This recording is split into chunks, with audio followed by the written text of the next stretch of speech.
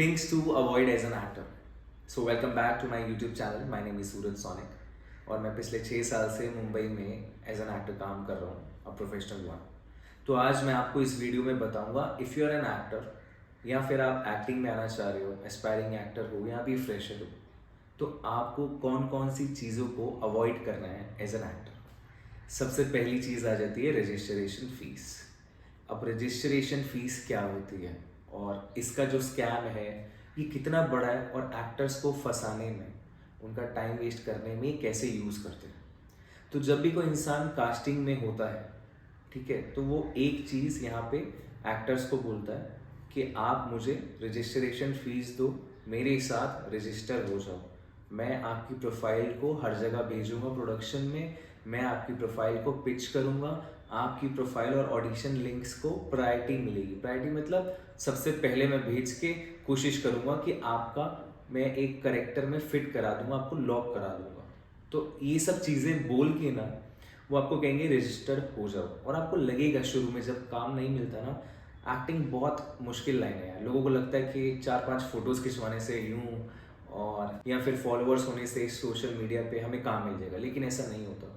जब आप एक्टिंग के लिए मुंबई शिफ्ट होते हो, ऑडिशन देना शुरू होते हो, तब आपको जाके पता लगता है कि यार बहुत सब्र रखना पड़ेगा, बहुत मेहनत करनी पड़ेगी, उसके बाद कुछ काम मिलेगा। तो ये लोग इस चीज़ का फ़ायदा उठा के आपको बोलेंगे रजिस्टर हो जाओ, 1000, 2000, 3000, 5000, हर तरह का बंदा मिलेगा आपको जो आपसे रजिस्ट्रेशन फीस मांगेगा। तो सबसे पहले तो यहाँ पे आपने किसी को पैसे नहीं देने।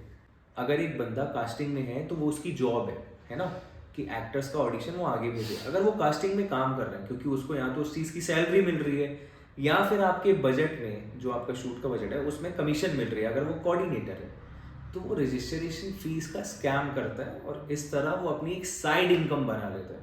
तो इस चीज़ का ध्यान रखना है, कभी भी किसी को रजिस्ट्रेशन फीस देने की ज़रूरत नहीं होती, ठीक है। अब दूसरी चीज़ आ जाती है गिविंग ऑडिशंस फॉर मनी। अब कुछ लोग ये सोचते हैं कि एक्टिंग की लाइन में आ जाएंगे, हम लोग ऑडिशन देंगे और पैसा कमाने के लिए ये काम करेंगे। तो अगर आप भी यही सोच के आए हो कि मैं सिर्फ पैसा कमा लूँ ऑडिशंस दे के, तो आप ये लाइन में मत आओ, अब ये काम मत करो। एक्टर बनना, एक्टिंग करना एक आर्ट है, और जब तक आप इसको सीखोगे नहीं, इस पे काम नहीं करोगे, आपको काम नहीं मिलेगा। और अगर आप कोई भी काम पैसे के लिए करोगे रिलेटेड टू आर्ट, तो उसमें आपका आर्ट नहीं है तो कोई फ़ायदा ही नहीं है ना, अगर आप पैसे के लिए काम कर रहे हो सिर्फ। तो if you are coming to acting field just because you want to earn some money, तो मत आओ, बिल्कुल मत आओ। बहुत टाइम वेस्ट होगा, आसानी से काम नहीं मिलता, बहुत मेहनत लगती है, ठीक है। तो ये सेकेंड चीज़ हो गई।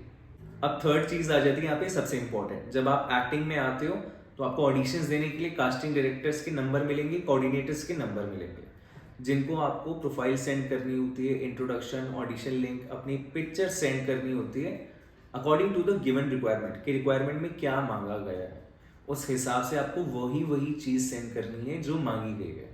लेकिन यहाँ पे कुछ लोग क्या करते हैं कि कास्टिंग डायरेक्टर्स एंड कोऑर्डिनेटर्स को फ़ोन करना शुरू कर देते हैं, कॉल्स पे कॉल्स, कॉल्स पे कॉल्स। उनको लगता है कॉल करने से वो हमारा मैसेज देखेंगे, हमें रिप्लाई करेंगे, लेकिन इंडस्ट्री में ऐसा काम नहीं होता। जो एक कास्टिंग डायरेक्टर या कोऑर्डिनेटर होता है, उसके पास पर डे 2000 से लेके 10,000 तक डेली मैसेज आते हैं। तो सबके लिए बहुत मुश्किल हो जाता है मैसेजेस को टाइम पे चेक कर पाना। तो कुछ लोग जब कॉल्स करते हैं तो डायरेक्ट ब्लॉक कर देते हैं। अब यहाँ पे क्या हुआ, आपका जो मैसेज था वो अब आगे भी नहीं देखा जाएगा क्योंकि आप ब्लॉक हो गए हो व्हाट्सएप से, कॉल से, और आगे की जो ऑडिशन की रिक्वायरमेंट उस इंसान से आपको आनी थी वो भी नहीं आएगी। तो कभी भी किसी कास्टिंग पर्सन को कॉल नहीं करना है, ये आपको अवॉइड करना है। मैंने आपको बताया कि पेशेंट रहना बहुत ज़रूरी है, तो पेशेंस तो रखने ही पड़ेंगे। अगर कभी कोई रिप्लाई नहीं कर रहा तो उसको अगले दिन एक क्वेश्चन मार्क भेज दो सुबह सुबह, सो दैट उनका जो मैसेज है वो ऊपर आ जाए थोड़ा सा, और लोगों से जो और लोगों के मैसेज है उससे थोड़ा ऊपर आ जाए। और मॉर्निंग में हर कोई उठता है तो उठ के मैसेज देख ही लेते हैं मोस्टली। यहाँ पे सबसे ज़्यादा चांसेस आपके इंक्रीज हो गए, लेकिन कभी कॉल मत करना। तो ये हो गई तीसरी चीज़ to avoid as an actor. Fourth चीज़ यहाँ पे आ जाती है सबसे इंपॉर्टेंट। अगर आप एक थिएटर एक्टर हो, अगर आपने कहीं से एक्टिंग स्कूल से एक्टिंग सीखी है, या फिर आप प्रैक्टिस करके टेक्निक सीख के मुंबई आए हो और ऑडिशंस दे रहे थे शुरू में, लेकिन अभी आपने प्रैक्टिस करना छोड़ दिया है, अब प्रैक्टिस में क्या क्या चीज़ें आती हैं, मान लो कि आप ऑडिशन बनाते हो, आपको ऑडिशन आ रहे हैं तो आप ऑडिशंस बना लेते हो एड्स के, सीरियल्स के, मूवीज़ के।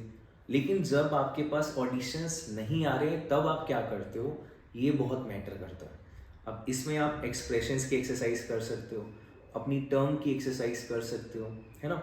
मोनोलॉग प्रैक्टिस कर सकते हो। अब मोनोलॉग प्रैक्टिस करने के लिए कई लोग मुझे डीएम करते हैं इंस्टाग्राम पे कि भाई स्क्रिप्ट कहाँ से मिलेगी या स्क्रीन प्लेस कहाँ से मिलेंगे। देखो दुनिया में अभी एआई आ गया है, इंस्टाग्राम पे कितने सारे पेजेस हैं, अगर आप टाइप करोगे हिंदी ऑडिशन स्क्रिप्ट या मोनोलॉग्स तो आ जाएंगे, आपको मिल जाएंगे। नहीं तो आप एआई पे जाके, वेबसाइट पे जाके लिख सकते हो स्क्रीन प्लेस या स्क्रिप्ट, आपको वहाँ से मिल जाएगी यार, गूगल से मिल जाएगी यार। तो आप मोनोलॉग की प्रैक्टिस कर सकते हो, एक्सप्रेशंस की प्रैक्टिस कर सकते हो। आप यूट्यूब पे भी सर्च करोगे ना कि राजपाल यादव सर के एक्सप्रेशंस देख लो, है ना, जॉनी लीवर सर के एक्सप्रेशंस देख लो, जिनकी गेम इतनी ज़्यादा स्ट्रॉन्ग है कि नेक्स्ट लेवल है, कि देख के हमें मज़ा आता है ना कि कोई एक्टर करता है तो अच्छा लगता है। वो इसलिए अच्छा लगता है क्योंकि उन्होंने प्रैक्टिस इतनी करी होती है जब उन्हें काम नहीं मिलता, इसीलिए जब उन्हें काम मिलता है ना उनकी प्रैक्टिस देखते हैं। लेकिन एक्टर्स मुंबई में आके प्रैक्टिस करना बिल्कुल छोड़ देते हैं। इस वजह से क्या होता है, कई बार हम कोई ऑडिशन दे रहे होते हैं तो सर एक सेकेंड यहाँ पे लैक ऑफ कॉन्फिडेंस होने लग जाता है, आपकी टंग स्लिप होने लग जाती है, आपकी डिक्शन खराब हो जाती है ना, सुशील बोल देते हैं गलती से सुशील को। तो बहुत सारी चीज़ें जो है ना यहाँ पे ख़राब हो जाती है जस्ट बिकॉज हम यहाँ आके प्रैक्टिस करना छोड़ देते हैं।